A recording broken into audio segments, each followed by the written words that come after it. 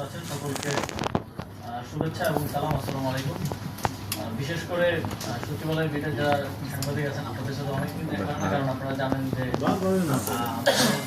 আগুন লেগে যাওয়ার কারণে আমাদেরকে ভিন্ন এক জায়গায় আমরা আবার সচিবালয়ে অফিস করা শুরু করেছি। স্থানীয় সরকার বিভাগ এবং একই সাথে যুবকী মন্ত্রণালয় শুরু করবে এবং আপনাদের সাথে প্রায় দেখা হয়েছে।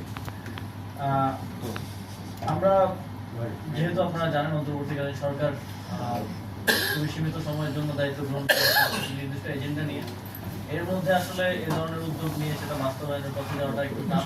আমাদের গভর্নমেন্টের যেই আসলে প্রসিডিওর সেটা ফলো করে একটা উদ্যোগ বাস্তবায়ন করা সময় সাপেক্ষ ব্যাপার।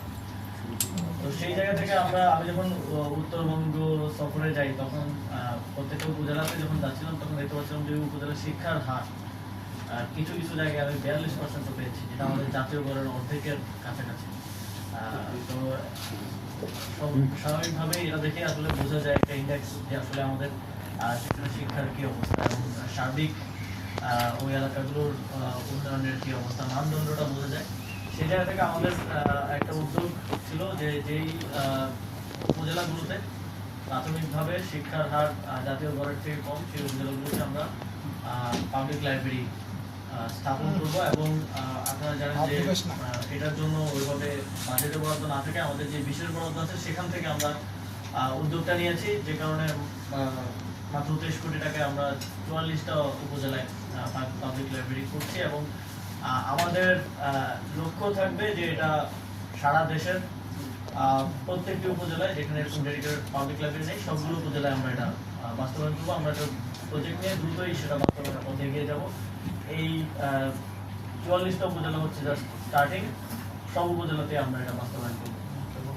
তবে আমাদের ফোকাস এরিয়া থাকবে হচ্ছে একটা আধুনিক মানসম্মত লাইব্রেরি, যেখানে আসতেও এই যে যেটা বারবার কথা হচ্ছিল যে এখন প্রযুক্তির যুগে সবাই মোবাইল ফোন নিয়ে ব্যস্ত থাকে, এমন একটা লাইব্রেরি করা যেখানে আসতেও সবাই আগ্রহ বোধ করবে এবং আসলে ওই লাইব্রেরিটা আসলে কাজে শুধুমাত্র নামে সরকারি ভবনের মতো যেন করে না থাকে, এটা থাকবে আমাদের মূল লক্ষ্য। আপনারা হয়তো দেখে থাকবেন যে আমাদের বাজেটেও খুব বেশি অ্যাম্বিশিয়াস বাজেট আমরা রাখিনি, যথাসম্ভব যতটুকু প্রয়োজন 15 লক্ষ টাকা লাইব্রেরির জন্য, খুব বেশি কিছু না।